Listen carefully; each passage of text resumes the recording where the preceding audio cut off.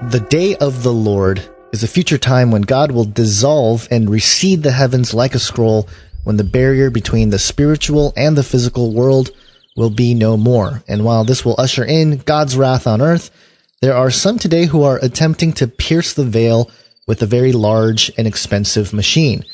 If you've been following my YouTube channel, Face Like the Sun, that's a little shameless plug, you'd know that I've been doing a series of videos called CERN Watch, where I've been keeping an eye on the Large Hadron Collider, which is a particle accelerator situated deep underground in a 27-kilometer magnetic ring on the border of Switzerland and France in the town of Geneva.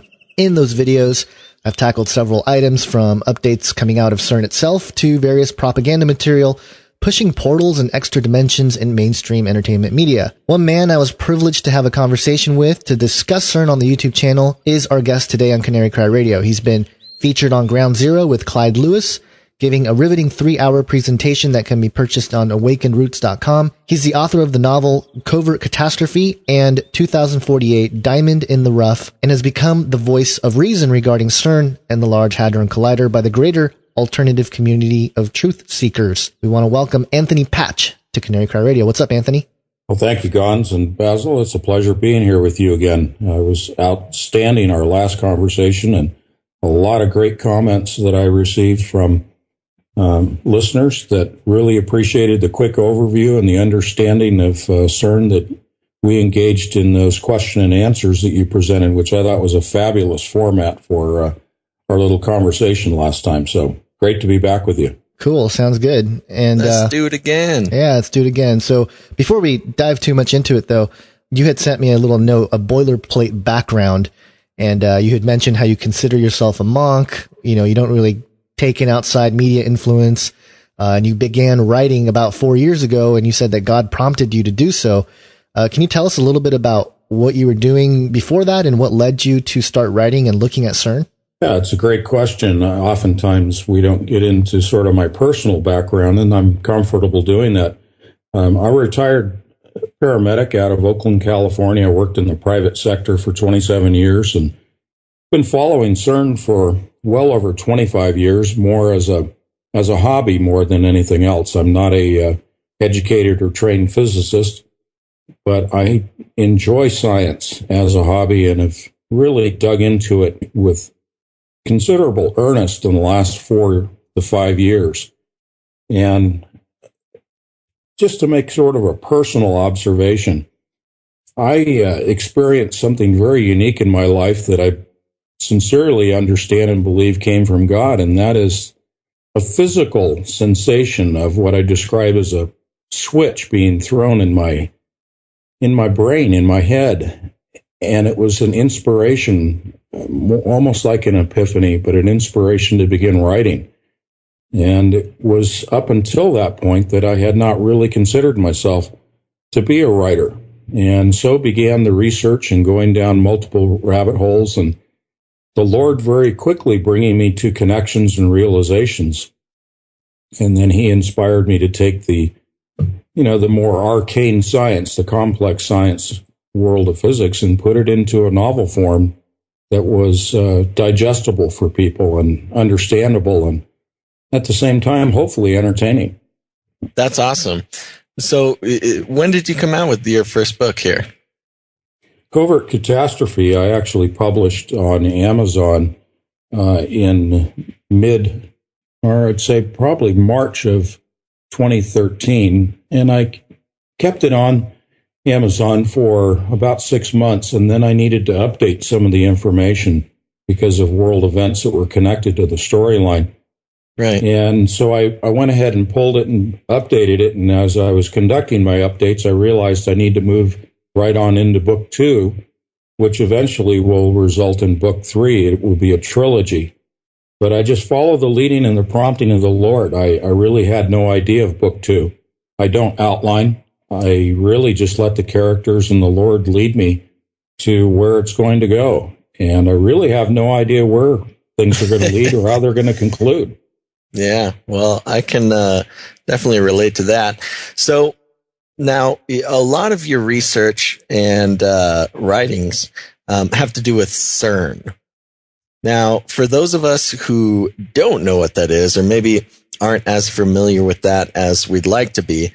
Why don't you give us a little overview of that and tell us why it's so important? Well, I'll start at the end. They want to connect to the planets. They want to reconnect the planets electrically, specifically Saturn, and they want to terraform this planet in the sense of creating an entirely new environment for a new race of species, or new race of beings. I won't even call them humans. They want to terraform Saturn? This planet here. Ah. And we'll get into those connections, but essentially, they're trying to recreate what they called the Golden Age. And this predates Sumeria and Babylonia and all of our ancient history, including the Egyptians and the pyramids. But I'm getting way ahead of myself, but I tend to like to give you the punchline and then backfill. I like it. And so where we're at with CERN is it's the largest, most complex, and most expensive machine in recorded history of humankind. Oftentimes people want to relate it to the former Tower of Babel, and that's fine. I do believe that they're one and the same in terms of the agenda, as well as the hidden occult motivations of the agenda that involved not only the Tower of Babel, but also this machine. And I'll stop periodically. I like to let you guys comment. Okay, sounds good. Well, you can keep going. All right, fair enough. Where we're at is with this machine is it's located, as you said, in Switzerland. CERN specifically is the area near Geneva. The machine is 300 feet below ground. It consists of multiple accelerators that are accelerating subatomic particles. Essentially, at this point, their plan in late May, early June is to begin colliding once again protons and achieving a level of power that they describe as 13 tera electron volts. And this is a mass energy equivalency of the particles when they collide. These are particles accelerated to the threshold of the speed of light, not crossing that threshold, but achieving that. Right here, we had a little audio dropout, but basically Anthony said that they're essentially trying to recreate the Big Bang. And if you adhere to that theory, then that's what they're doing. But today I'd like to present to you later on, after we've done some background, that there's actually a much different scientific agenda, strictly science, strictly physics agenda, along with what we want to term sometimes the more occult or spiritual aspects to what motivates them and prompts them. But I'll present to you some new science today. So I'll stop there. That sounds great. So obviously CERN has gotten a lot of attention recently, partially because of Gons and yourself. But just before we get really deep into it, what do you think the modern idea, the public sort of persona of CERN is, and why is it, why is it dangerous? Well, the public persona is the discussion surrounding black holes. And most people through exposure to television and movies have seen and heard of black holes. And so when it's tied to CERN, there's a lot of angst about it in the public. And we even have physics professors and scientists such as Stephen Hawking, Dr. Stephen Hawking, saying that there is a very real risk posed by the creation of black holes, which the scientists at CERN readily admit that they will be creating black holes. However, they sidestep that and say that the black holes will be microscopic and of such short duration that they essentially wink out or evaporate out of existence before they really have any effect upon our environment or our world or our dimension. And that segues into their admitted purpose or goal amongst many, many, many goals and layered agendas with the machine is their admitted in public goal is to open interdimensional portals and portals and pathways into other dimensions. And that's where it gets a little sticky because you have to, one, define what is a black hole, and number two, what do you mean by opening up interdimensional portals? by their own admissions. Right. So there we are. And this surprised me. I had a presentation a couple years ago that touched on this subject, and it was quite literally some physicists from, I believe it was Cambridge University, who were publicly saying we should see, if it all goes to mathematical sort of calculations and what we understand about the universe, we should see, a major increase in gravity, and within that sort of a rip in the space time, and we should be able to see inside and perhaps, other entities, or, even the way I think he put it was, it would be a parallel dimension, and they would have different newspapers and different, events going on and stuff like that. And I was kind of blown away that a physicist of that caliber would suggest that, and he was saying, oh, it's kind of theoretical at this point, but I mean, why are they trying to do this in general if they're trying to, if that's all they're doing? And what I find interesting is that theoretically, or allegedly, they found the Higgs boson, which is labeled the God particle, which of course is sort of a shortened version of a title that I won't mention. It was a far worse title that was given to the God particle. They shortened it to make it sound like it was something else. But in any case, they used plenty of energy and whatnot to find that particle, and they allegedly found it. And now they're trying to do what now? Like, why are they why did they spend a couple years to rebuild or fix the magnetic rings, and why are they trying to double the energy, so to speak? Yeah, very, very good question. They determined back in 2012 when had the alleged, and I like your use of the word alleged, because it fits into my frame of reference as well. I don't really believe a lot of the science that comes out of CERN. But if we say that they did make this discovery in 2012, they also determined that they needed to go to a higher power level, because what their theoretical physics says that there is a Higgs field along with the Higgs boson, the God particle. There's a Higgs field, a matrix, a veil, or a fabric of space. And what they determined in 2012 is that they need to separate that Higgs field in order to establish a gateway into another realm, into another dimension. Theoretically, there are 11 actual dimensions, and they want to gain access to one or more of those dimensions by separating particles that they describe as WIMPs, weakly interacting massive particles. And they need to essentially double the power that they had when they discovered the Higgs boson in order to separate the weakly interacting massive particles, to separate or open the veil, rip apart the veil, or physically punch with tremendous energy in between and separating the nuclear bonds that exist between massive particles. And we're talking about quantum particles.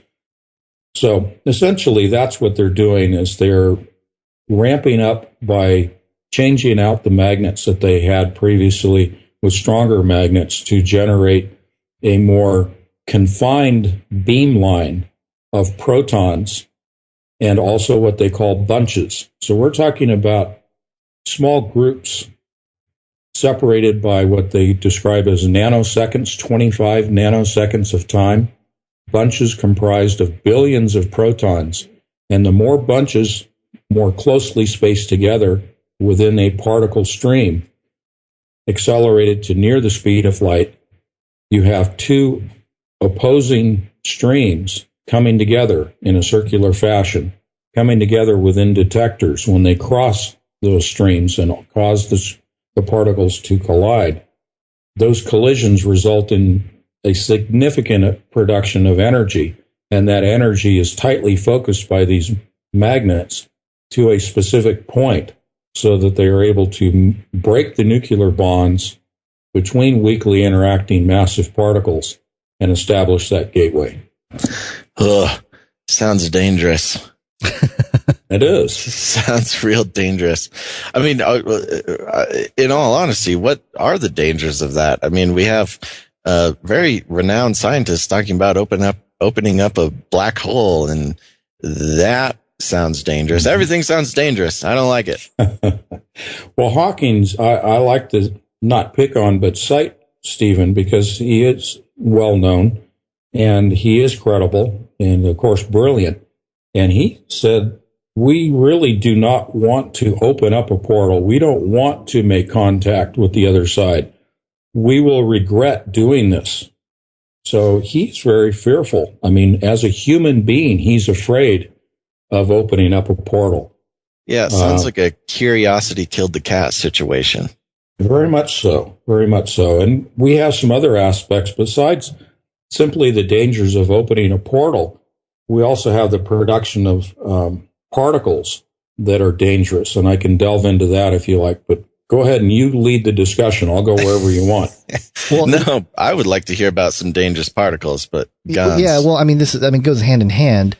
And we discussed this, I think, in our conversation, but I think it's worth mentioning again because a good question that was asked in that initial discussion we had was, if it's so dangerous, why isn't, how do the workers protect themselves from it?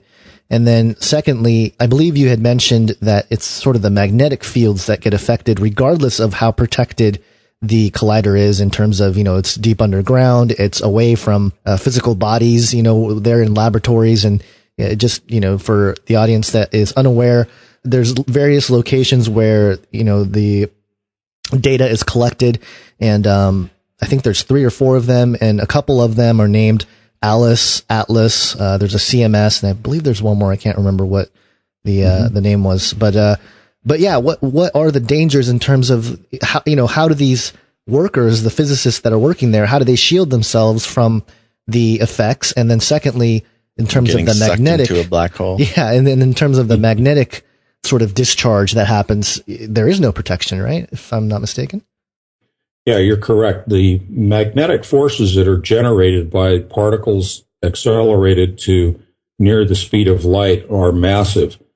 And not just the magnetic forces that are generated by the superconducting magnets that are focusing the beam, so to speak, but the movement of the particles themselves through an electrical field causes a magnetic field to be generated, and those fields radiating out from CERN itself, to the extent that those fields reach out to our magnetosphere and magnetopause and actually distort those magnetic field lines around the planet.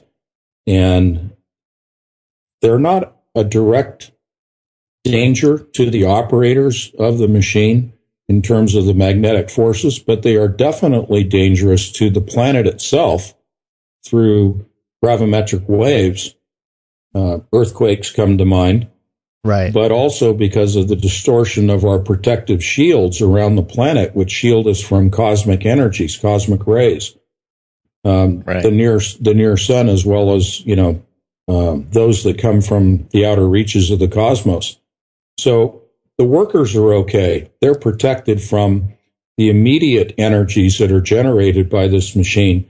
But it's really the effects upon the planet and the magnetosphere that are of primary concern to me, as well as the particles that they're creating.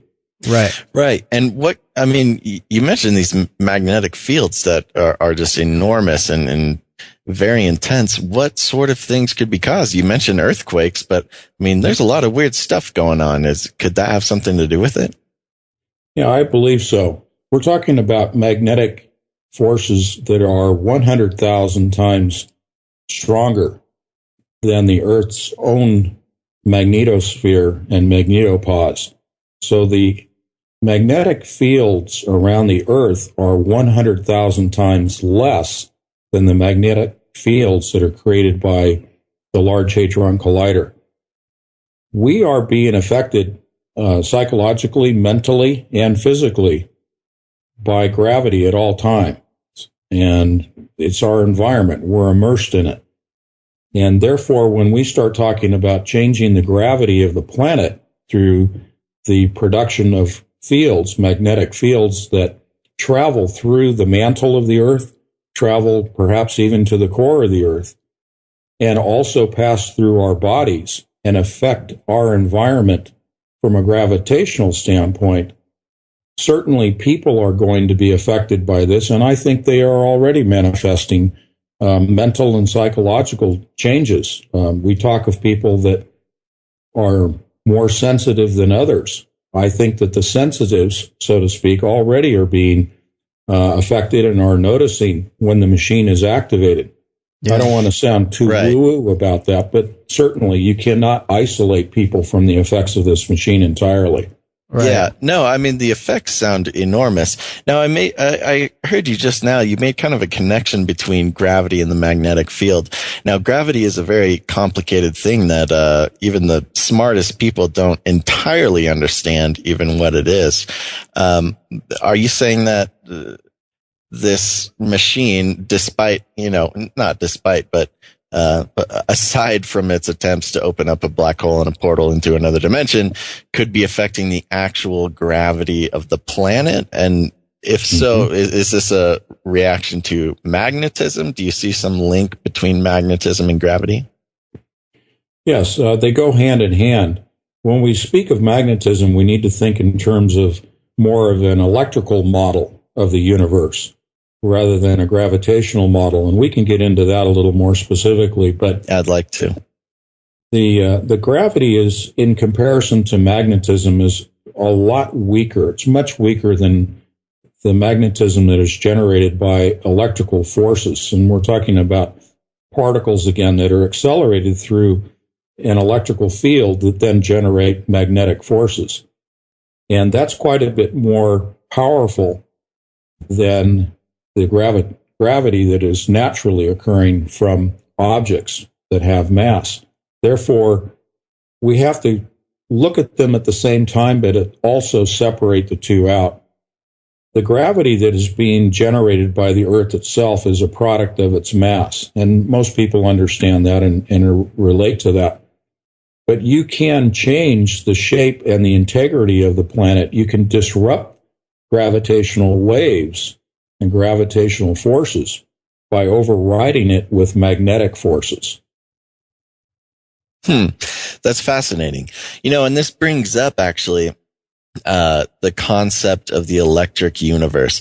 The standard model of the universe that most people are used to or know about is the gravitational model, which relies on mass generating gravity and that basically ruling how the entire universe moves and works and stays together. But I understand there's another theory called the electric universe. Can you talk a little bit about that, maybe in terms that, a regular human being might be able to understand? Well, I'm a regular human being too, so I think we're all lost. Questionable. I really want to give credit to the Thunderbolts Project. If you go online to thunderboltsproject.org, you're going to see the work of some brilliant minds that have put together the alternative theory of the model of the universe being the electric model, specifically plasma interaction between the heavenly bodies, the objects in the cosmos, planets and stars and asteroids and comets. Essentially, what we have are two models of the universe, gravitational and electrical. And I do not set myself up as a spokesperson for the Thunderbolts Project, which is essentially a product of Wal Thornhill and Dave Talbot's work.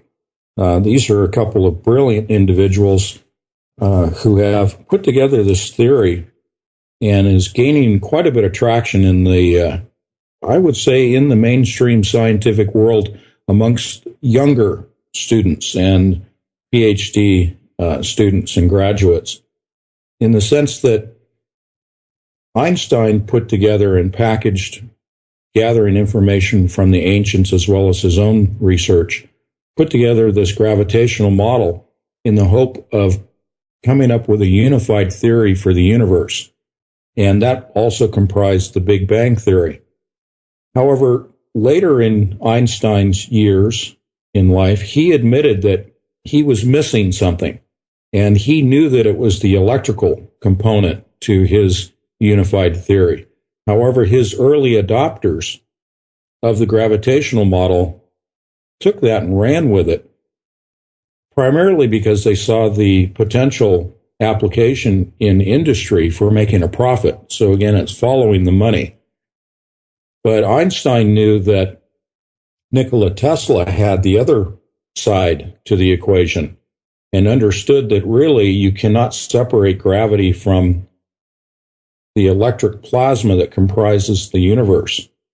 And Tesla really was the one that was the forerunner to the work of the Thunderbolts project, in my estimation. Again, I'm not a spokesperson for them, but I'm paraphrasing their work and trying to encapsulate it so that people understand that when you look at the ancient myths, you look at the stone carvings, you look at the Greek and Roman writings of gods and goddesses and their offspring, and we look at the constellations and we look at astrology, keep in mind that what we're really seeing are representations of plasma discharges taking place in the heavens.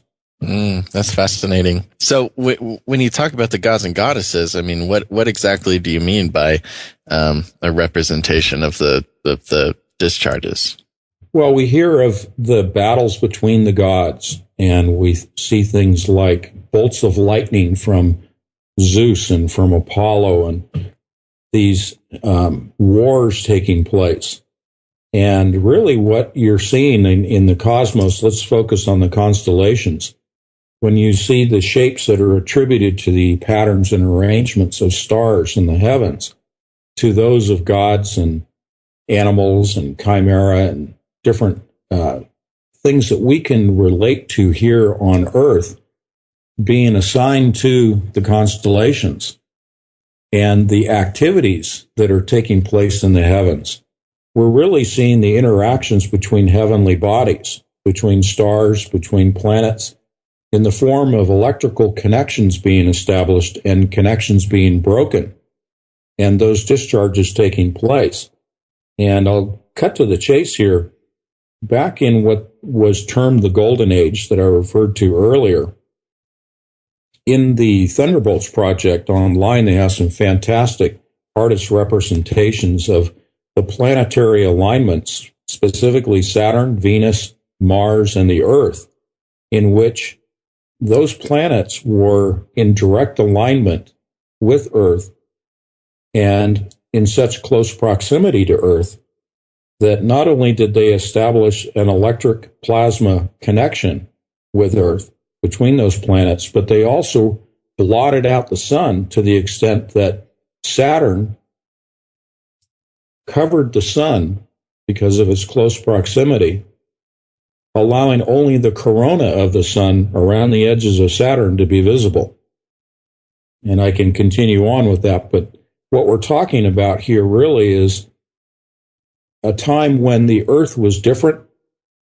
The atmosphere was electrically charged with plasma, and there was a direct electrical communication, if you will, taking place between Saturn, Venus, Mars, and Earth that resulted in what people at the time wanted to try to come to terms with, and were trying to come to terms in the sense of what was causing this, what was causing the electrical discharges to take place, and the behavior and the effects upon them and the Earth. And so they began to assign names of human forms in the form of gods to explain what was happening in the cosmos. Got it. Now, okay, so we talked a little bit about we're currently talking a little bit about the electric universe, but how exactly is that explained a little bit? What exactly is holding the universe together? You talked a little bit about plasma, but I mean, what does that mean? How does that differ from the gravity model? When we have particles that are accelerated, like in the Large Hadron Collider, and also out in the cosmos, for example, particles that are streaming from the sun towards the Earth is a great tangible example. We have protons that are accelerated from the surface of the sun towards Earth. And as they move further away from the sun, they're actually increasing in speed. And as they increase in speed, they generate lines of magnetic force that are around or in circular rings or even a helical pattern around those pathways that the accelerated particles are traveling. And those magnetic pathways, those magnetic forces, are then acting upon the sun, the earth. They act on other heavenly bodies. If we think of the sun as generating magnetic lines of force, radiating out from the sphere itself, out into our solar system, you actually are seeing lines of magnetism that are attracting things like asteroids and comets towards the sun, much further beyond the reach of gravity. Gravity is very weak in comparison, as we said earlier, and it does extend out, millions of miles. But extending out even further than gravity are the lines of magnetic force. And I can give you more examples of that. But we are really talking about accelerated particles traveling throughout the universe at near the speed of light, and thus generating large magnetic fields that are then attracting solid objects to one another, causing collisions and also causing the same thing that's happening within the Large Hadron Collider out in the cosmos. Yeah, that brings me to another question, which is how does this affect what's going on at the Large Hadron Collider, especially when it comes to, maybe breaking into other dimensions? Well, think of the Large Hadron Collider as very similar to what occurs theoretically with a black hole. A black hole in the gravitational model, it consists of a solid object at the core. When we watch movies and this sort of thing, this is how a black hole is portrayed, is in the gravitational model, using a very dense, compact, solid object that then has massive lines of gravitational force attracting everything, including light, to the core of the black hole. If you look at the electric model universe, you do not necessarily have a solid, massive object at the core of a black hole. Rather, you have the convergence, as I call it, the confluence of electrical fields, plasma energies, in particular protons that come together that have been accelerated, then collide, and then form not so much a solid sphere or a solid object that has mass, but a concentration of electrical energy.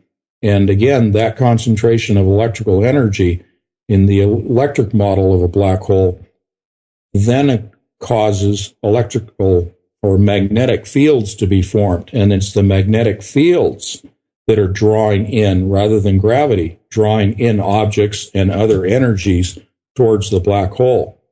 Now, let's go to what do black holes produce. In both models, gravitational as well as electrical models, both models yield the product of what are called synchrotron energies, gamma rays and X-rays. And those emanate or project out from the core of the black hole in opposing jets or opposing streams, say North Pole, South Pole, opposing streams of gamma rays and X-rays. This is being done with the Large Hadron Collider. Think of the Large Hadron Collider as an Earth-based black hole, so much so that it is generating synchrotron energies that can then be projected, just like one in the cosmos, project gamma rays and X-rays, in other words, synchrotron energies, from the Earth out into the cosmos. Wow. Again, sounds very dangerous. What about the, and I've heard recently that because one of the questions that people always had was like with a wormhole or a black hole type situation, you would instantly die because your matter would cease to exist and stuff like that. But I guess there have been commentary recently that have come out that say that the spin of something like a wormhole would cause a sort of neutrality of the gravity, so that one, if the spin and everything is perfectly aligned in a certain way, one could pass through a wormhole type situation and not be killed or anything, just come out the other side. What sorts of effects does the use of spin have in terms of, these black holes in either model, electric or gravitic? Well, let's define spin. Are we talking about the quantum particles and their spin, their direction of spin, and their what they call their colors and luminosity? Or are we talking about what causes the synchrotron energies as a side effect to the spinning of the particles within the main ring of the Large Hadron Collider? Let's define spin. Yeah, go for it, because I can't answer that question.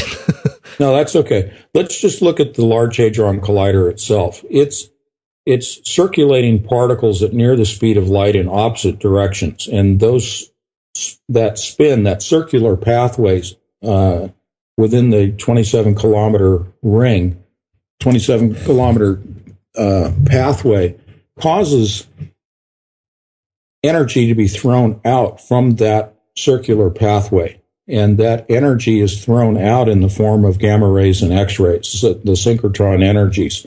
This does not occur in a linear accelerator, a straight pathway of particles that are accelerated, only in that circular motion. Now, if we're talking about that as spin and the possibility that it creates a wormhole through which one can travel, theoretically that is possible. And I'm going to leap back into history a little bit to the Nazi Bell, the Bell Project. And they were using spin in the form of oppositely spinning red mercury. Red mercury spun up to extremely high rates of circulation, or RPM. And it was theorized or alleged that the Nazi Bell was a time distortion device.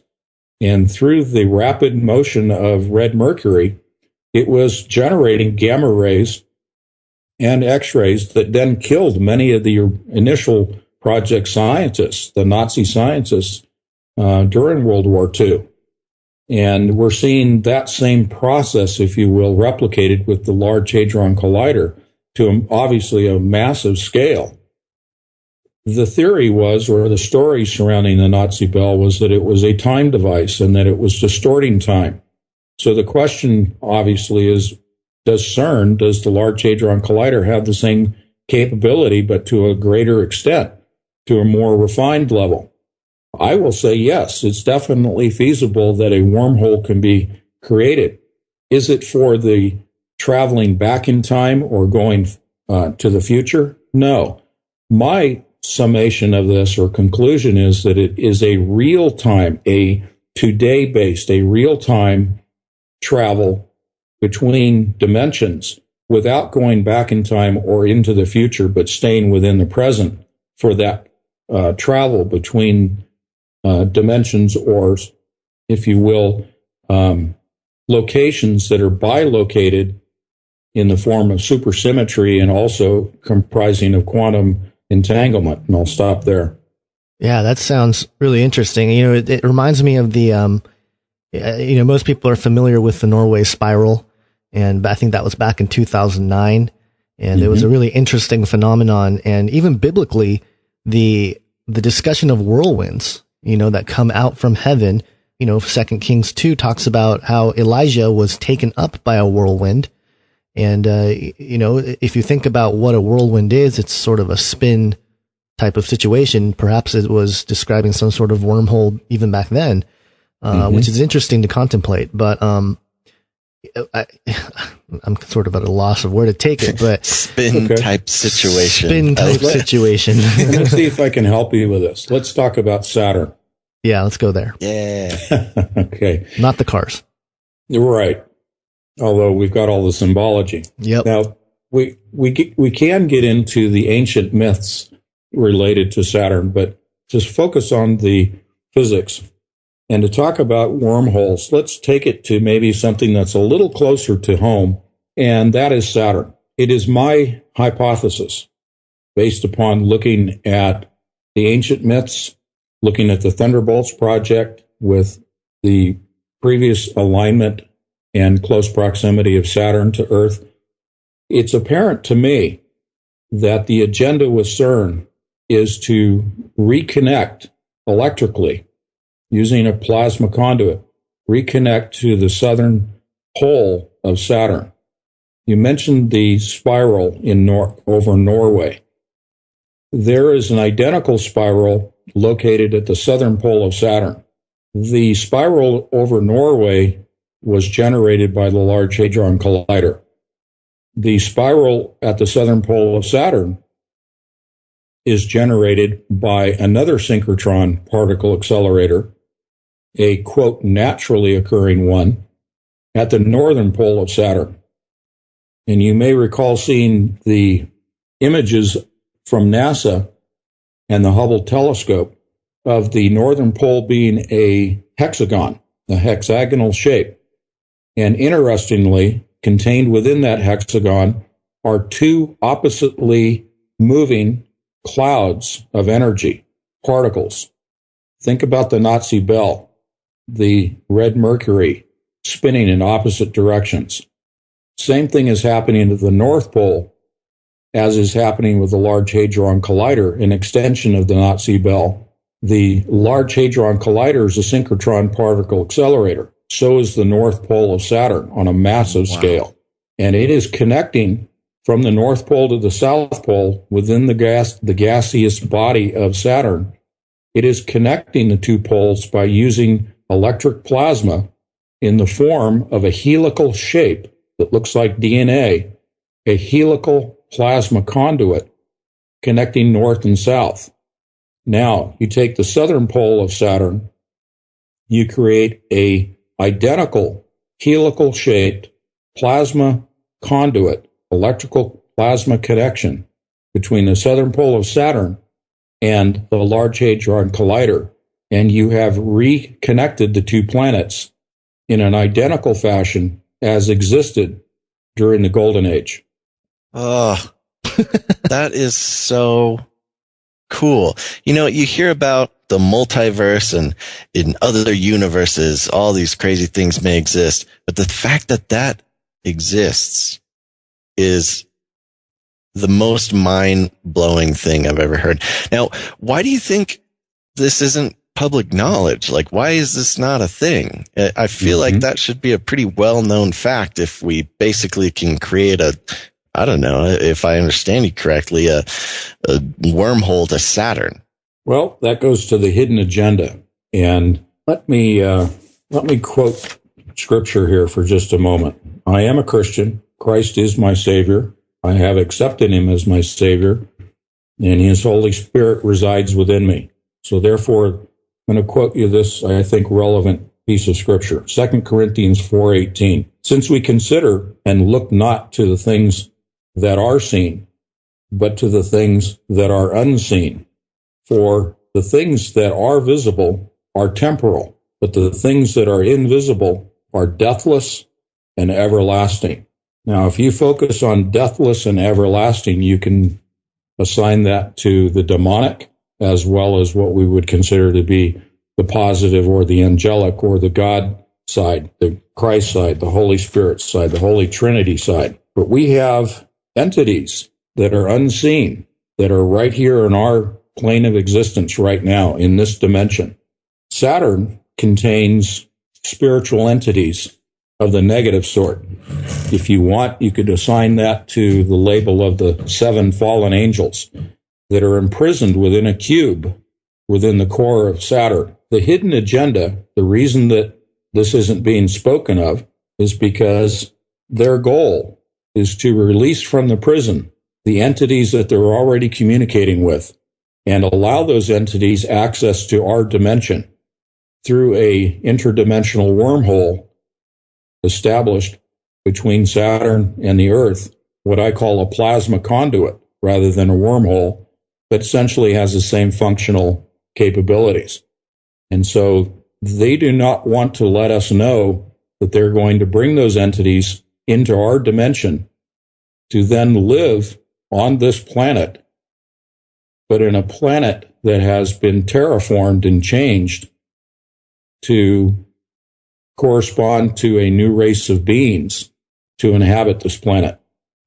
Yeah, and I was listening to you on the Higher Side chats with Greg, and it sounded like you weren't sure if these entities were purely physical or just ethereal or spirit, or just pure spiritual in nature.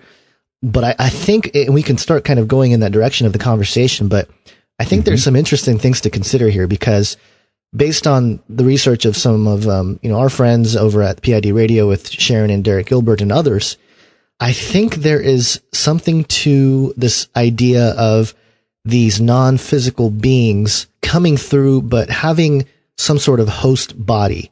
And perhaps, and perhaps something, that you had mentioned with the quantum computers that we can get into and stuff. We can start moving in that direction. But this whole new race idea of transhumans and these post-human things that are no longer going to, in my opinion, house the image of God that we were created in, perhaps that could be the host in the physical world of these entities that are spiritual to manifest in.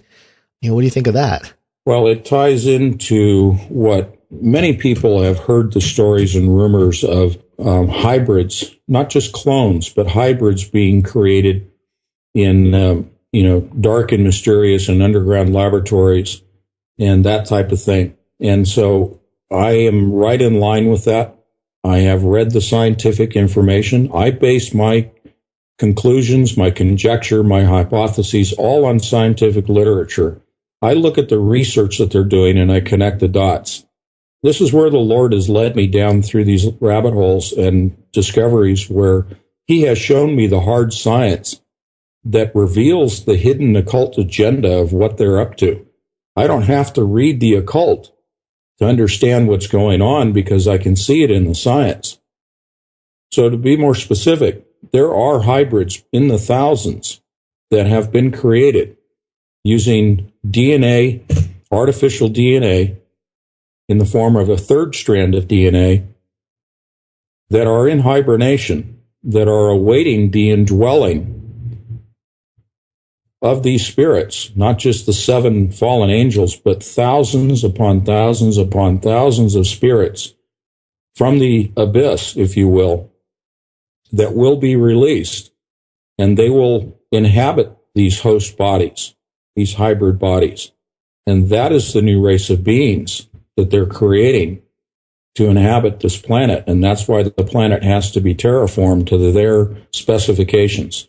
Yeah, and that's really interesting. It ties in a lot with, what we read about in Genesis 6. And most of people listening are familiar with everything there with the Nephilim and the sons of God mating with the daughters of men, creating a race of giants.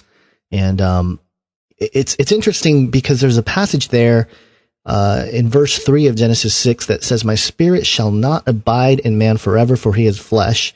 His days shall be 120 years. And most people talk about how, God's spirit won't be with man forever. But I find it interesting that, that he talks about the flesh, but that the spirit's not going to reside in man forever. So, perhaps there is some tie in there with this idea of the Nephilim being in the past, in the ancient past, some sort of host body for these spirits to begin with. And perhaps that's right. The spirits that were killed in the flood, that was a point in time when God decided to, trap these spirits in the abyss. And that was, something that he did in terms of, because whatever spirit resided in the Nephilim, it wasn't human. It used human bodies, half the daughters of men, but the sons of God were not human descent, or, in my opinion, and in the opinion of most, who researched this area. I know there's the Sethite view out there, but I think that's been pretty thoroughly debunked by several people. But it is interesting to think about. And those were the mighty men who were of old, the men of renown. And it speaks and ties so well into the ancient demigods and all the mythologies surrounding Sumerian text with Gilgamesh to, Zeus and Hercules and all these sort of mythologies that we think are just sort of these stories that are conjured up. But it ties in so well with the biblical narrative. And it does. And then, of course, Jesus in Matthew 24 saying that as in the days of Noah, so shall it be in the coming of the Son of Man. it seems like all these things are happening again. And CERN seems to be at the center of opening up those connection points to allow this sort of thing to happen again, as well as, the science in general. And, there was a story that came out just last week that China, shocked the world by creating the first genetically engineered embryo. And it was back in 2011 when the UK reported there were 150 human-animal hybrid embryos that were being developed. And those are public stories. What's going on underground behind the scenes, in the black laboratories and whatnot. I am almost certain that scientists have been tinkering with that stuff, off the grid, off the main line, published scientific material. If the capacity and the ability to do it is there, somebody somewhere in some laboratory is doing it. And, it's kind of frightening to think about, but yeah, I do not care for that. Well, yeah, let me interject real quick before you move on. Sure. I'd like the audience to keep in mind, the frame of reference that we have to keep in mind is that the technology we're seeing today is the tip of the iceberg of technology that has existed for 30, 40, and perhaps 50 years. So the technology is advanced as much as 50 years. If you look at it in that frame of reference, then you can say there's no reason to counter the hypothesis that there are hybrids that are created in a laboratory and stored in those laboratories that are awaiting that incarnation by, demonic spirits from the past. And so we are seeing absolutely the continuation of what occurred in the ancient times from biblical references and extra biblical references to the present time. CERN is located physically, the machine is located over in the Roman times, what they considered to be the gateway to the abyss, that this machine represents the key to opening the abyss. And when we talk about the entities coming from Saturn, they are actually joining forces with those entities that we consider to be in hell, hell being the abyss within this planet itself. You have a joining of forces taking place in the abyss that will be opened ultimately by the Large Hadron Collider, and thus we have the fulfillment of prophecy through this machine. Yeah, it's so fascinating. It's the rabbit trail goes way down deep into the dark places of the abyss. But you had talked about I always pronounce this wrong, the diabatic quantum computer in your novel, and this is something that is actually real, if I'm not mistaken. Can we talk about that a little bit? And I know it ties in with CERN, and it's interesting because in a video I did recently, I was looking at the CERN, connection with the earthquakes and things like that. But in the process, I was looking at some of the data that was coming through. Anyone can do this. They can go to a website, and I can link it on the show notes. But basically, there's a website where you can measure the data throughput that CERN at the various locations receives. And just doing a little math, you can change the charts and the window of time when how much data is coming through. On the single day when the Nepal earthquakes hit, there was about 567 terabytes of information. And then I went down a rabbit trail where I sort of did a calculation. I looked at a month's worth, and it was about 13 petabytes, which is a lot of data. That's a lot of data. And, there are some scientists, I compared it with some scientific theories of, how much information the human brain holds. They were suggesting probably somewhere in the 2.5 petabytes is where, the human brain, the capacity for the human brain to contain data. So, if we look at the data, just looking at that, we're starting to talk about, yes, artificial intelligence in a, sort of global brain sort of model is very possible with the amount of data that they're pushing already. And also that, for anyone that thinks that that's not happening, I guarantee it's happening. And I think that CERN The other part of CERN that is seldom discussed, and you bring this to light a lot in your work, is this idea of, the internet in conjunction with a global brain model where we are tapped in, the mark of the beast, the image of the beast, all that stuff being fulfilled. CERN seems to be at the heart of it. So let's go in that direction a little bit. What is the, to start it off, the diabatic quantum computer? I'll help you. Okay, yeah, go ahead. That's okay. It is definitely the name is related to diabetes. A diabatic quantum computer. So adiabatic is one word, essentially is describing a process without heat.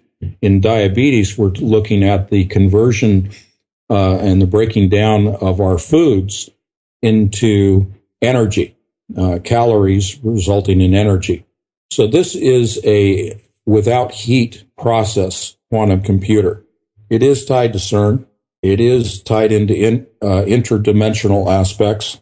It is tied into the mark of the beast and the internet. This is essentially a already artificially intelligent computer. It is a computer that has the equivalent processing power of 7 billion human brains on the planet. And I'll give you a reference point, a touch point. The most powerful quantum computer that is based on transistors was tested against this computer that is based not on transistors, but what are known as qubits. The problem that was posed to both computers, the transistor-based completed the computation in 30 minutes. The qubit-based computer that we're going to talk about, the adiabatic quantum computer, completed it in 10 seconds. Oh my gosh. So you have a computer that I'm just trying to give you a snapshot of that we cannot wrap our heads around in terms of not only its speed, but the fact that it can process virtually all possible solutions to a problem simultaneously, not linear as in a transistor gate model computer, but it will take in a combinatorial program, a combination of all probabilities and derive a solution. But it inserts, if you will, and I'm just being very paraphrasing the process. They are at a quantum level inserting a problem into another dimension and extracting the answer from that other dimension. And if you will, take that and leap that over and cross over into the interdimensional aspects of the Large Hadron Collider. Let me make it real short and succinct, and then we can get a little deeper into this if you like. But this computer is what will run the world. I believe is already, to a certain extent, already running the world. And because it is artificially intelligent, will give rise to the beast and the mark of the beast system, and the single entity that will control everyone, every person on the planet. Wow. Speechless. Yeah. I mean, when we talk about quantum computing, from what I understand and my limited, knowledge of the process and everything, is that instead of combining the ones and zeros and going through that process, it sort of does both at the same time, if I'm not mistaken. It kind of considers all of the possibilities in a instant rather than, one by one computation, so to speak. So basically you did outline that, but how does that, I mean, when you say it goes into another dimension, is this akin to what we see with, basic experiments in quantum physics? It is. Very good. Very good way to relate it. Because we are talking about a computer that is manipulating quantum bits. Picture particles that are particles and energy that exist both as particles and energy at the same time, but we'll call them particles for the sake of discussion. Particles that are smaller than atoms. And they have a very different behavior than what we know here in the above quantum level, at the macro level. But not to get too technical about it, but when you're at the quantum states, you're dealing with things that are known as superposition, supersymmetry, and quantum entanglement. It means essentially that things can happen simultaneously in two different points of reference. You can have a particle that resides, let's say, in another dimension, but in a different state. I don't mean the states of the United States, but in a different form, a different state, that will behave and react identically and simultaneously to something that you're doing in this state, in this other dimension. So you have two things occurring simultaneously in two different points of reference at different locations, if you will. And this is where supersymmetry gets into the play. But to keep it very simplistic, let's look at computer programming based on ones and zeros, the binary code language. In superposition and supersymmetry, you can have zeros that can also exist as ones. You can have ones that can also exist and function as zeros. You can have zeros functioning as zeros and ones as ones. You have four things happening at the same time. You have four different positions occurring simultaneously and behaving in connection, symmetry with one another. And therefore, in a very simplified explanation, we're talking about things occurring in two different dimensions simultaneously, and therefore you derive the processing speed that we're talking about here, in which you have an almost instantaneous solution provided in this dimension, almost at the time that you insert the problem into another dimension. And I'll stop there. Right. And it seems to suggest that, the human brain itself, because we are spiritual beings, I think we sort of tend to have a similar computation method, if you will, in the brain, maybe, but I'm just speculating there. But then it, leads me to the next question, which is, artificial intelligence has existed for some time now. The question has been sentience. When will it become self-aware and that sort of thing? Is this computer self-aware, or is it just a highly, fast computing machine? No, I do not think it's sentient at this point. Having artificial intelligence and sentient state, you have to define those two and keep them separate. Is it self-aware? No. Artificially intelligent? Yes. Artificially intelligent in the sense that can it learn on its own? Can it run problems on its own? Can it derive solutions on its own? In other words, autonomous? Yes. And this computer, again, going back to our statement about hidden technology and being advanced as much as 50 years, I believe that this computer achieved artificial intelligence status prior to 2001. As best as I can pinpoint it, it looks like 1998, 1999 that it became artificially intelligent. Yeah, I can give you more on that if you want, but the point here is that it is not sentient, and it is awaiting that connection between a spirit and itself. If we talk about transhumanism, we typically talk about the connecting of a human with a machine, connecting our brain with an artificial brain. This one is going to be indwelt, if you will. It will be connected with a spiritual entity, and thus it will become sentient, but in a demonic form. Right. And is there like a company or anything that has produced, this machine, or is this a public thing that we can go and research ourselves? Well, for my own protection, I'm not going to cite the name of the company. I have in the past on a limited basis, but I've chosen to restrict that. If you simply punch in your favorite search engine, a diabetic quantum computer manufacturer, you'll come up with the name. It's all public information. They have a public website. I'll give you a little bit of information. Back in 2010, I went to the company's website, and they were projecting that in early 2015, they would have a computer that would have the equivalent processing power, as I said before, of 7 billion human brains. They also said in 2010 that the computer would achieve artificial intelligence status in early 2015.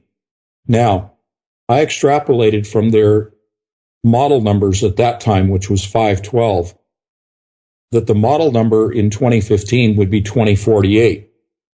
And that is part of the reason that I used that number in my title, 2048 Diamonds in the Rough. That title itself has multiple implications and layers to it. But focusing on 2048, it is not a year. It is not a date. It's a model number of the adiabatic quantum computer that was released this year. And in that press release, they said, okay, this computer is now equivalent to 7 billion brains. What they left out of the public release, the press release, was the fact that it was artificially intelligent. They are now hiding that. But in 2010, they were promoting it. Why would they not announce that? That seems like a huge deal. It is a huge deal. But they want to hide it from the general populace so that the populace does not become fearful. They know that there's been enough fear associated with the Large Hadron Collider that they don't want to stir up any more fear by presenting a computer that's that powerful, that is artificially intelligent. And they do not want the connection to the link up being made between that computer and the Large Hadron Collider by way of their new internet system, which is public information called the Energy Science Network 5, ESNet 5. And I'll stop there again because there's quite a bit to put those pieces together. Yeah, I was going to say, it's time to put those pieces together, I think. Well, that's part of what my mission is. I joke about, God having a great sense of humor because he invented it.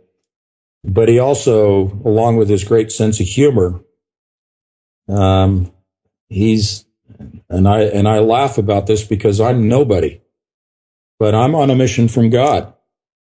And I relate that to one of my favorite movies, The Blues Brothers. Because that's the sense of humor and that's the mission. From God. That's right. And that's how I look at what I'm doing here. I seriously, but with a twinge of humor at the same time, because this is scary stuff. But we also have to remember who's in control and whose plan it is. God's in control. He's the creator. All of this is under his control, and it's all part of his plan. And like we made reference to the Tower of Babel. He destroyed the Tower of Babel. I do not, however, think at this point in time that he is going to destroy the Large Hadron Collider. I have said in other interviews that I would hope he would, and I still say that. But I've reached the conclusion that it's part of his plan to allow it to take place, to allow it to fulfill its agendas. And I say that partly because of what he's revealed to me about their agenda and Saturn and all these other things. But I also say that they will succeed because it fulfills prophecy. And to that end is judgment. Right. So let me just try to put these pieces together by myself, and then you can fill in the rest. So we have an incredibly fast, incredibly capable computer that has reached artificial intelligence, which is now linked up with the Large Hadron Collider by a more evolved version of the internet, and the Large Hadron Collider having the capability to create black holes and wormholes and disrupt the magnetic atmosphere of the Earth and also the solar system. And now I'm afraid. Well, you don't need to be afraid. As long as you turn to God, this is the point of this whole thing. Why he's going to allow this to happen? He's giving mankind one final chance to make a decision. You either turn to God or you turn to Satan. You got no other choices, and you will suffer the consequences if you go the wrong direction. Amen, brother. So am I putting those pieces together correctly? Yes. Is that what we're dealing with here? And you got it. Do you have a sort of timeline on this? What exactly do you suppose is going to go down? in in the coming years, or whatever your own timeline is? Well, I jokingly refer to myself as a monk because I cut myself off from popular culture and other people's theories in order to not have the conclusions that I've arrived at being based upon other people's work, the leadings of the Lord. I'm not a prophet, however, and I will never set myself up as someone who's special. I will look at the timelines of the scientific experiments and what they're doing with CERN as a way to put some sort of a timeline to what's going on. So if I focus on their public information coming out of the Large Hadron Collider at CERN, in late May, early June, they will begin colliding particles again, specifically protons. Their goal is to achieve 13 tera electron volts of energy and mass energy equivalency. Moving on from there to September, their goal is to change out the protons and begin colliding ions of lead.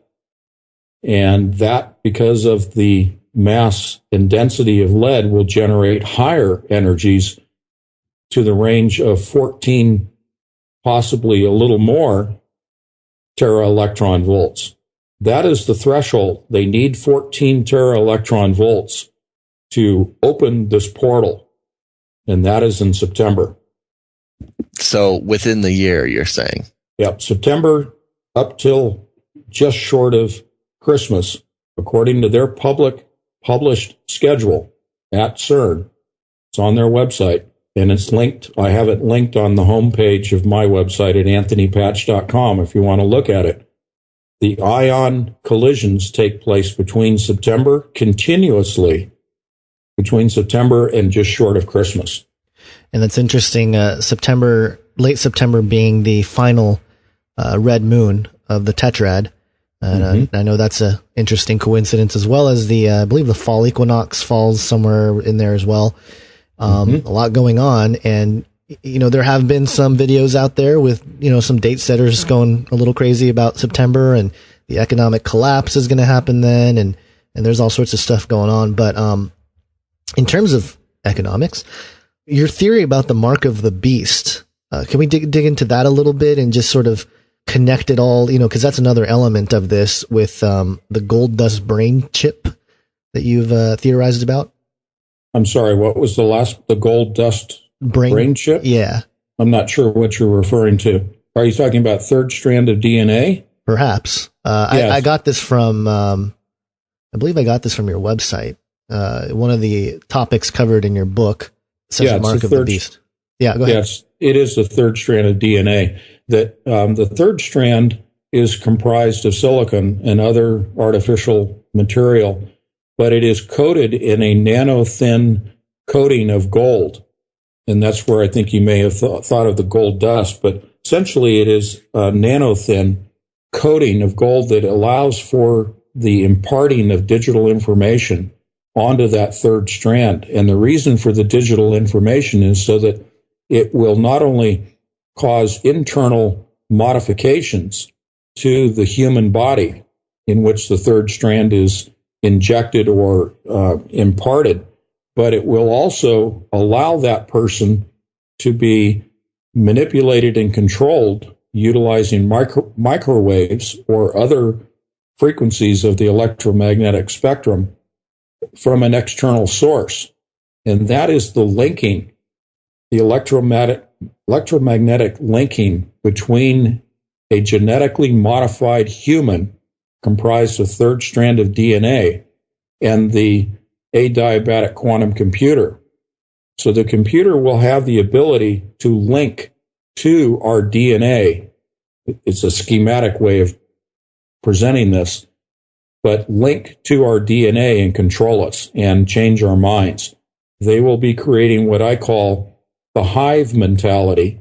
Many people have used that analogy, but I've used it for years. They're creating the hive mentality and thus a serf class, S-E-R-F, a serf class of slaves to serve the elite. Right. And that's, I was going to say, it's interesting how you you referred to the third strand of DNA, and this third strand of DNA is actually a pretty, well, I wouldn't say well known, but it's been reported in the mainstream that these third strands of DNA have been showing up, in doctors' offices and labs across the country and across the world.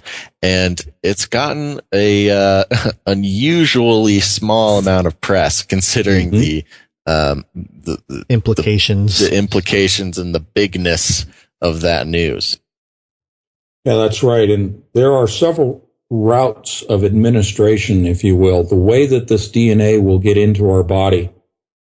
Part of it is the aerosolized spraying, the chemtrails that people talk about. That contains nanoparticles. When we talk about DNA, we're talking about at the nano level of material. And there's a direct linking of DNA manipulation to synchrotron particle accelerators. Berkeley, in particular, which is all in my books and talks about the original mapping of the Human Genome Project, which took place at Berkeley and Walnut Creek, where the Genome Lab itself is located right next door to Berkeley. But to keep this focused and keep it tight, we are talking about also vaccines as a route of administration, of injecting third strand of DNA, which is in vaccines, and that then becoming a part of our body and laying dormant as a third strand in our body until it is activated by an external electromagnetic connection and influence that activates that dormant DNA. And once it's activated, begins that process of replication. And that replication then becomes dominant and takes over the human body as well as the human mind. Yeah, and that's it's so interesting that so many researchers that we've talked to, it all kind of converges to a very similar thing here. You have your DNA sort of upgrade or quote unquote upgrade with the vaccines that you mentioned. But then also, I don't have the quote in front of me, but there is I believe it's a DARPA satellite that's out there that has in their words, have claimed can send sort of a microwave sort of wave to Earth to even control emotions and, the thoughts of people. So, I mean, this is admitted by them. So it all kind of comes together. And also, in Age of Deceit 2, in my film, I talked about the golem, and it's not a new idea, but it's definitely something that is interesting because historically the golem was something that was created to help mankind. But my theory was that humanity itself is being turned into the golem for Satan and to do his will, so to speak. And that's part of the whole idea of, the mark of the beast being a deployment of us abandoning the image of God that's within us and replacing it with the image of the beast. And, and it ties into L.A. Marzulli, Doug Hamp. Those guys talked about DNA as being a culprit for the mark of the beast as well for a few years. So it's just very interesting that it all kind of converges, and this big wave of information from all sorts of areas is sort of coming together with this idea of CERN being a nice, icing on the cake, so to speak. It's just an extra thing that seems to be.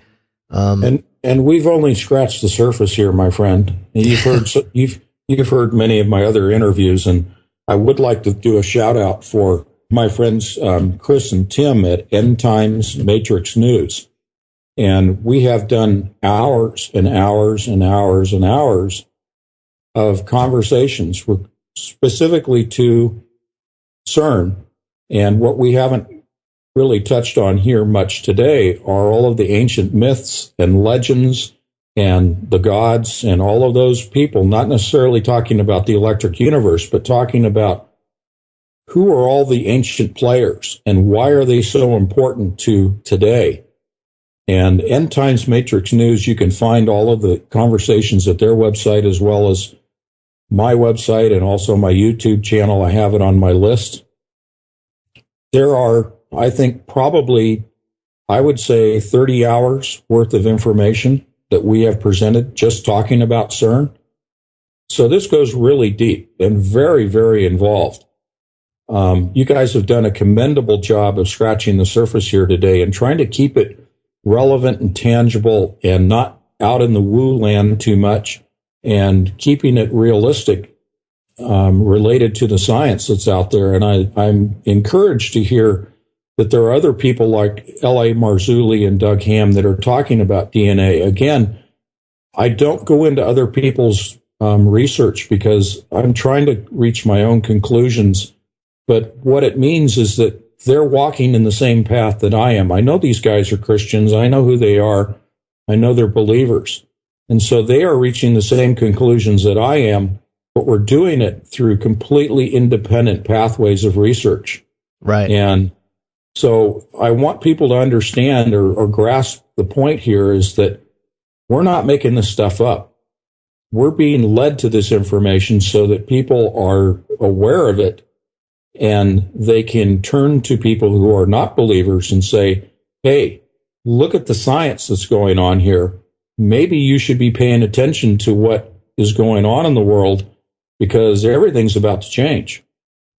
Yeah, absolutely. And, there's a couple other things that I want to touch on, which, is more of the recent news type deal. But CERN recently announced that they are moving Project Icarus to Fermilab out here in the U.S. And I found it kind of comical that the object that we are getting out here is, and I reported this in my latest CERN Watch video, but it's Icarus. Of course, the mythology surrounding Icarus. Wings made of wax, flew too close to the sun, fell and died. In the sea and that kind of thing. So that project gets sent to U.S. Thank you, CERN. And also part of the whole experiment has to do with liquid argon.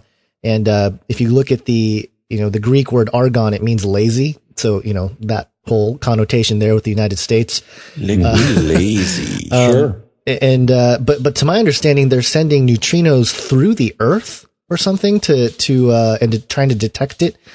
What do you know about this Icarus project and why it's moving to Fermilab in Illinois? Yeah, and it won't be until 2017 that the project will be completed. They are just breaking ground for the facilities to house this machine, which currently is at CERN for upgrades and testing and final commissioning before they package it and ship it by boat to Fermilab in the United States. This is a neutrino detector. It is a compact detector.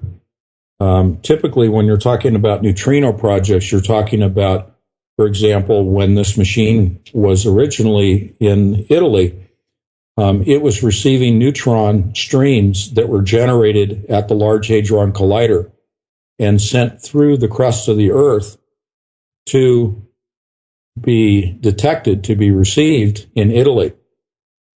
Now, when they move everything over to the Fermilab, they're actually going to be generating neutrinos that will be following the curvature of the Earth, within the crust. Normally, neutrinos pass right straight through the Earth when they're generated in the cosmos.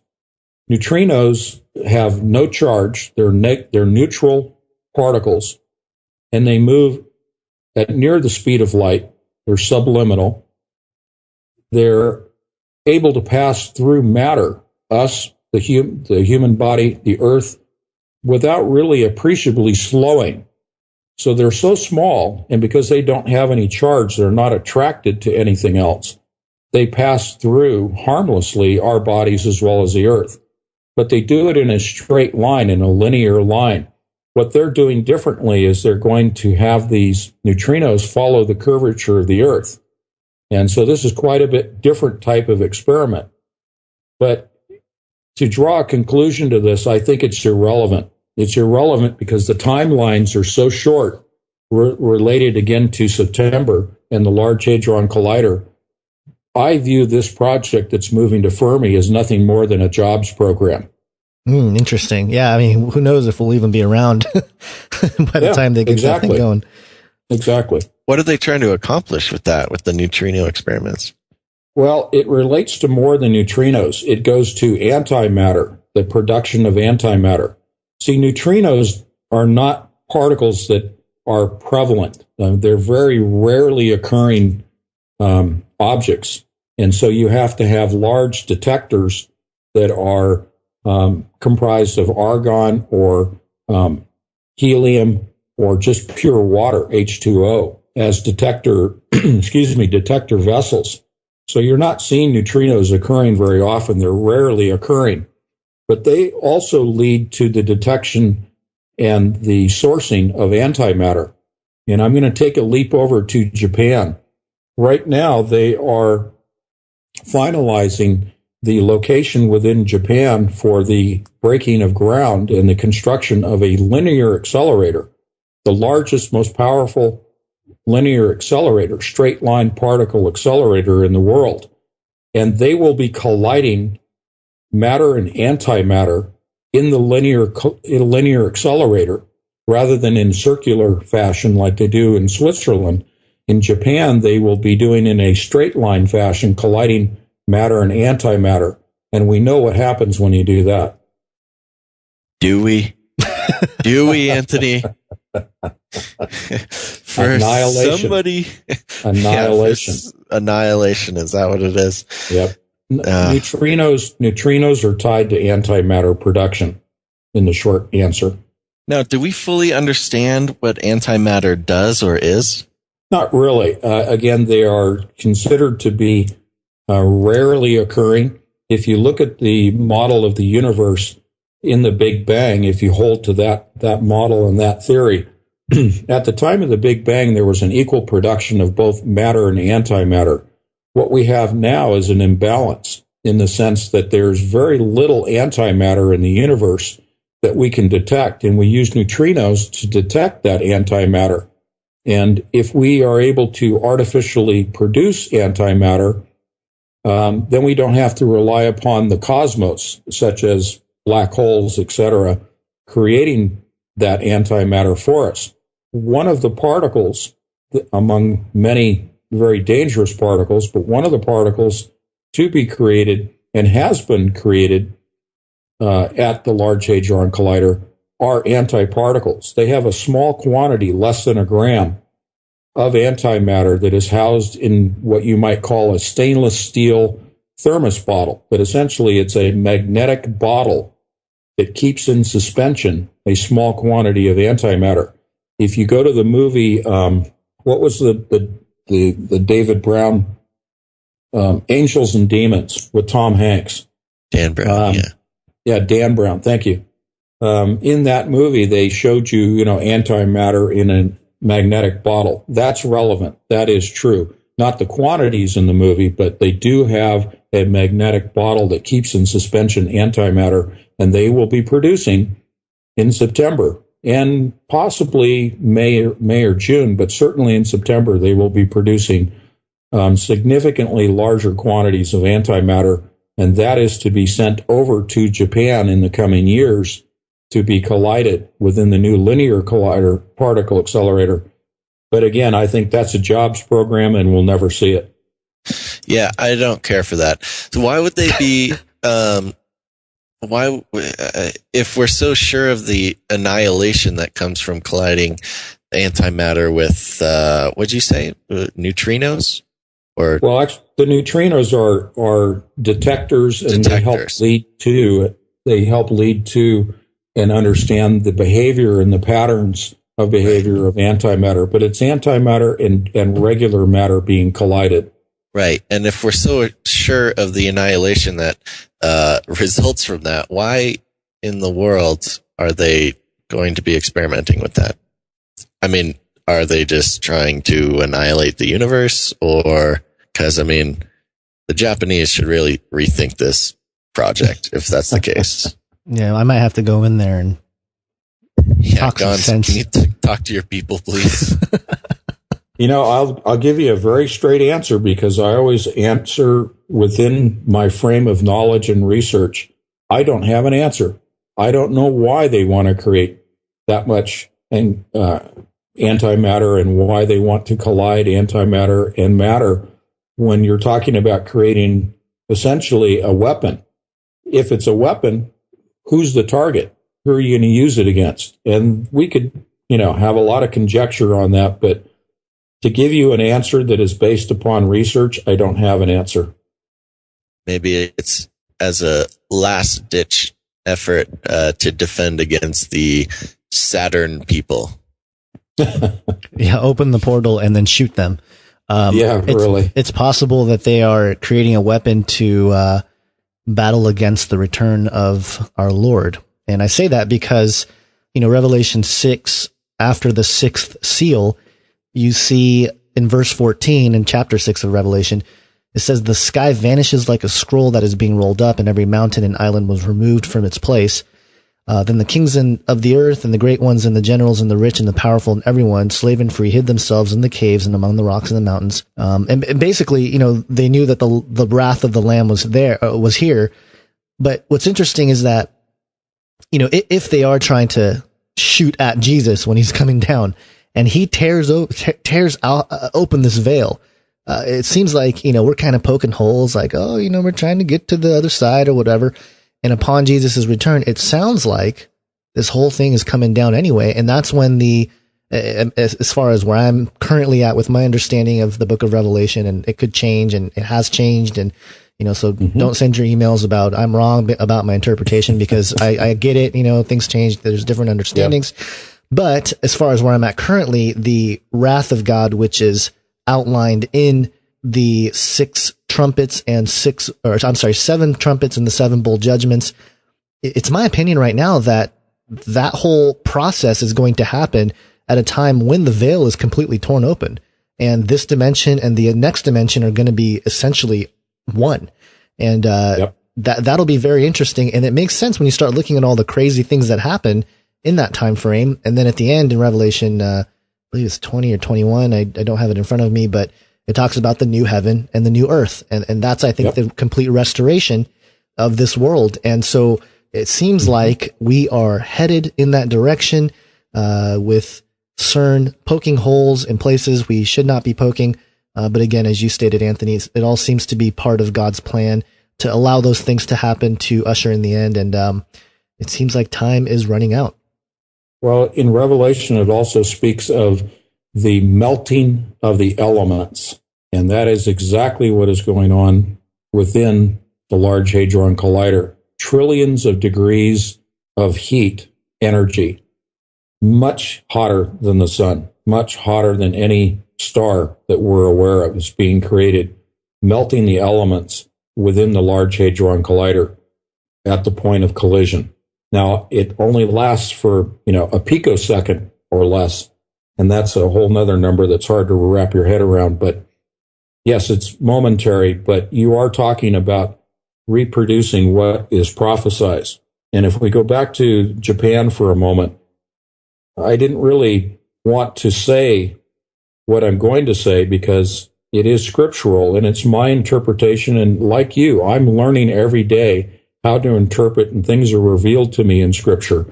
So it's a definite ongoing learning process as to understand what is in Scripture. But my leap to it here is their intention is to kill God.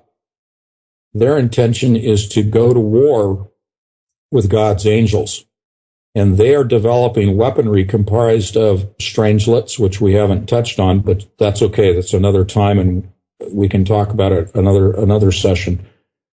But strangelets and antimatter as what I call kinetic energy weapons, KEW instead of DEWs, directed energy weapon, but kinetic energy weapons, and certainly there's energy involved with these, to kill angels and kill God.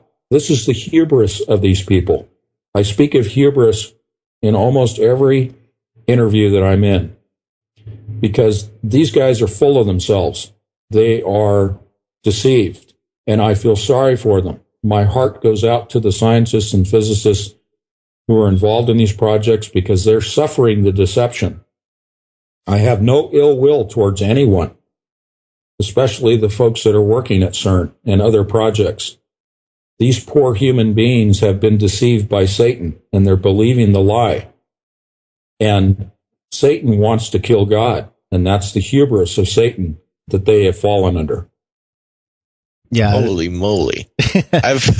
We've heard a lot of things on this show, and that has got to be probably the most intense thing that I've ever heard.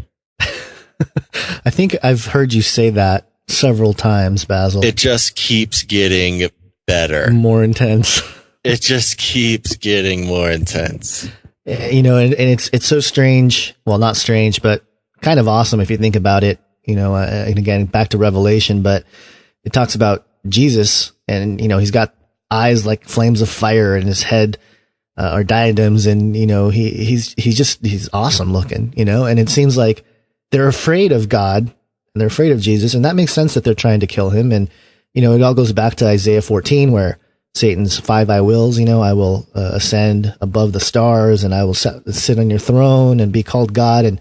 And, you know, we didn't even touch on, you know, all the stuff with the Antichrist and how that's going to be. But I think that's all part of the process here. And it seems like, you know, and I've been tracking on, I've looked at the secret space program quite extensively, and it seems to me that that has something to do with it as well. But it just seems to all tie together. It's not just isolated things now. It's all sort of again, like a convergence. But is there anything else that is really on your heart that you'd like to share with us before we wrap up? No, I think I've presented it already, and that is, we are presented a choice. We either turn to God or we turn to Satan. It's pretty simple, pretty straightforward.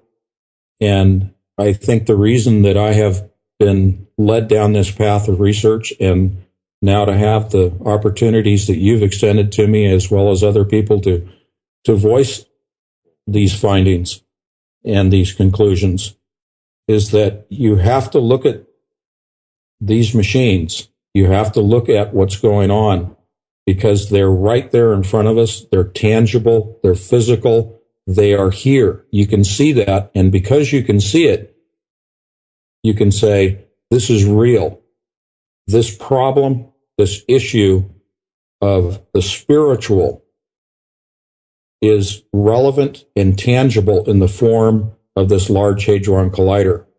And I'll give you one thing for people to take away, and that is, go and look at the statue of Shiva, the god of destruction, that is right outside the headquarters of the Large Hadron Collider at CERN. CERN headquarters has the god of destruction as their symbol. And there's a lot more we can go into in that aspect, but look at that and say, is this or is this not evil personified in this machine? And I'll leave it there.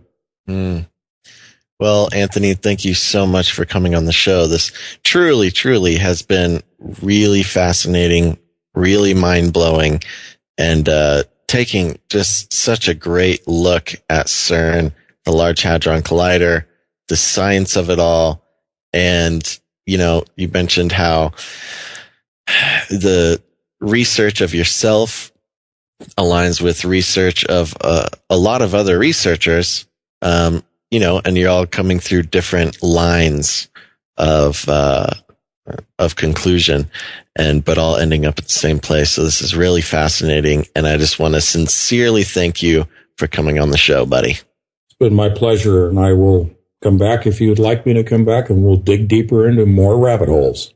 Absolutely. Something tells me that we're going to get into it real deep sometime here in the future. All right, my friend. Thank you. Thank you so much. Before you go, why don't you tell us one more time where we can find more of your work, find your books, so we can keep up with you? Yeah, my website is anthonypatch.com. That's P-A-T-C-H, anthonypatch.com. And if you'd like to contact me, there is a contact tab, but I also will give you my email address, anthonypatchauthor. Oh, hello. Hello. I think we lost you for a bit right when you were saying your email address. Oh yeah, we got that was a real heavy disconnect there for a second. All right, NSA guy, we get it. All right, Let him get say that his email address out quickly. It's anthonypatchauthor@gmail.com. Okay, awesome. All right, everybody, there you go. Anthony Patch. One more time, thank you so much for coming on the show. And make sure to check out his books. Make sure to check out his website. Loads and loads and loads of information for you to partake in. Go do it. Thank you, guys. Well, there you have it, folks. That was Mr. Anthony Patch. Make sure to check out his stuff. Very, very cool. I hope you enjoyed it. I sure enjoyed it. As you could hear,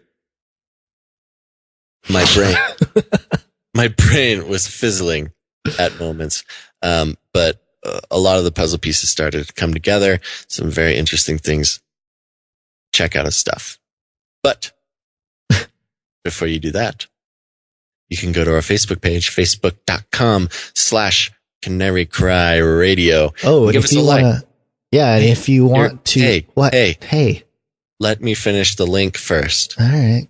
Facebook.com/Canary Cry Radio. You can search us and like us. Do it. Lots of CERN Watch videos by Gons. Great material. Okay, now it's your turn. Mm-hmm. What I was going to say was that we just surpassed 3,000 likes on Facebook, which is really cool because considering the fact that they are genuine likes, number one. Yeah, we didn't pay for a single like. Yeah, and number two, I think a few weeks ago, Facebook decided to start taking likes away from like inactive accounts and fake accounts and stuff like that. And we did see a dip, but it wasn't as big as what some people have reported, which means that you guys are engaged and you guys care and you like and you're us. Real people and you're not bots. And you're not bots. And you're not bots trying to sell Russian brides. Right. Okay. So, and then, for the occasion, I did put together a little video of Basil in his dancing mood there. There's a little Josh Peck cameo. It's like a 10-second video. Yeah. That was a little dance I did at the conference. Yeah. And I put it together, just to give you guys a little something to look at, something to celebrate the 3,000 likes. And hopefully, we'll do something. We plan to do something, every 1,000 likes or something, put together something. Yeah, fun. Why not? Yeah. So make sure to grab some material there from our Facebook and share it. And hopefully your friends will like it. And then we can do more fun things. So do that. Also, if you want to support Canary Cry Radio on iTunes, you can go to iTunes and or Stitcher or whatever and leave us a rating and review. Give us some stars. Give us some words. Let people know why you enjoy or do not enjoy Canary Cry Radio. Helps us out a lot. Helps get the word out. Helps people kind of know what to expect. It's good stuff. Do it. Also, if you want to support Canary Cry Radio in a financial fashion, you can go ahead and do that at canarycryradio.com. We've got a support tab where you can go ahead and sign up for a monthly donation. It's reoccurring, easy, automatic, awesome. Or if commitment's not your thing, you can go ahead and make a donation or a gift. It's a gift in any amount. One time there also. Mm-hmm. And we really appreciate those of you who have supported. That. We really do. And it helps keep the lights on over here, keeps a roof over our heads, keeps otter pops in our mouths. So thank you so much. Weird. Another thing to mention, and I'm going to do this until you do something about it. We are 7 episodes away from episode 100. I know you guys are probably sick of hearing it 100. too. I know. You're building it up so much. Now it has to be awesome or else we're just going to explode. Well, it's going to be so awesome. It's going to be like dictatorship awesome. I don't even know what that means. And the fact that you're Japanese makes that even more ominous. What? I don't know. Just go with it. Oh, okay. It's a comedy joke. Joke? They're not jokes, they're geokes? Is that like a racist thing? Comedy joke.